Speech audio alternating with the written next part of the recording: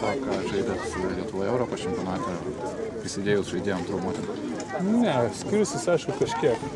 Gal branduolį žaidėjų išliks tas pats, gal kažkiek prisidės ir kitų, ir vaidmuos žaidėjų skirsis, bet žaidėjai tie patys daugumoj, planas to žaidimo gal kažkiek ir skirsis, vis dėlto nesinori lygiai tą patį, man atrodo, treningai irgi ten mes vis dėlto žaisim su tom komandom, kurios praeitais metais žaidėme Europos čempionate atrankinėse nacionalui, taip kad man atrodo pasikeš.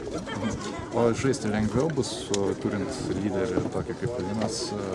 Lengva niekada nebus, vis dėlto visos komandos dabar yra geros, negalime ten sakyti, kad nuvažiuosi ir ten su nacionalu bus lengva žaisti tam pirmas varžybas, bet aišku, bet kada prisižaidė žaidėjai tokių kaip Linas, visada yra ta kita opcija kažką ten gale varžybų, kam nors duoti kamuolį.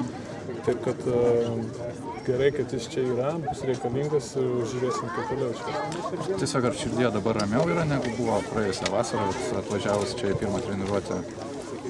Mažiau to Pirmą treniruotę lygiai tas pats, nes tada dar negalvoju apie tą spaudimą. Žinai, viskas kažkaip augo, kuo ilgiau tas treniruotės, kuo arčiau čempionato, to visas tas spaudimas nuo spaudos, nuo viso augo. Dabar kažkaip jau, žinai, tokio viskas nėra, vis dėlto išvažiuojame, mes čia kiek pabūsim Lietuvoje 3 savaitės ir po to mes išvažiuojame.